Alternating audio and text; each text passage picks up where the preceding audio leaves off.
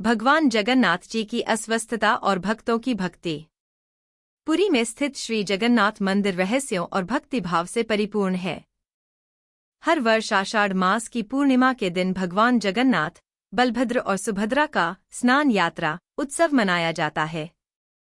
इस विशेष अनुष्ठान के दौरान भगवान को 108 कलशों के पवित्र जल से स्नान कराया जाता है। स्नान के बाद भगवान जगन्नाथ जी अस्वस्थ हो जाते हैं, जिसे अनवसर काल कहा जाता है।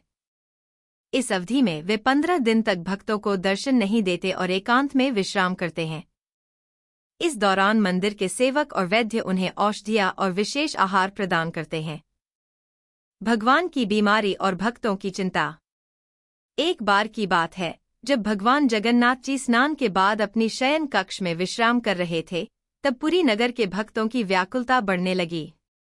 जो भक्त प्रतिदिन मंदिर आकर भगवान के दर्शन करते थे, वे उनके बिना अधूरे महसूस करने लगे। एक भक्त, जिसका नाम विद्यापति था, भगवान से अत्यधिक प्रेम करता था। वह सोचने लगा, भगवान बीमार हैं, लेकिन उनकी सेवा कौन कर रहा होगा? क्या उनकी ठीक से देखभाल हो रही होगी?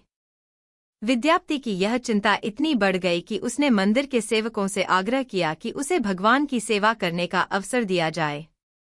लेकिन यह अनुमति केवल मंदिर के विशेष सेवकों को ही होती थी।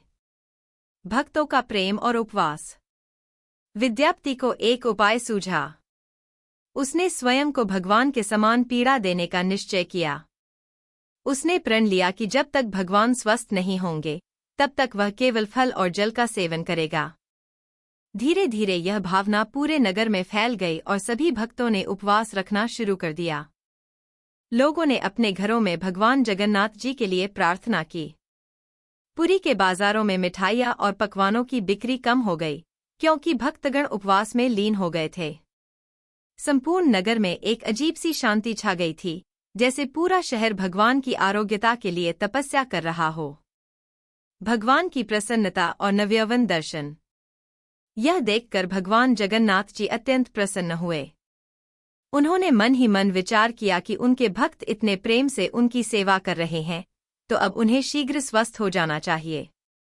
15 दिनों के अनवसर काल के बाद जब भगवान का नव यौवन दर्शन हुआ, तो भक्तों की खुशी का ठिकाना न रहा।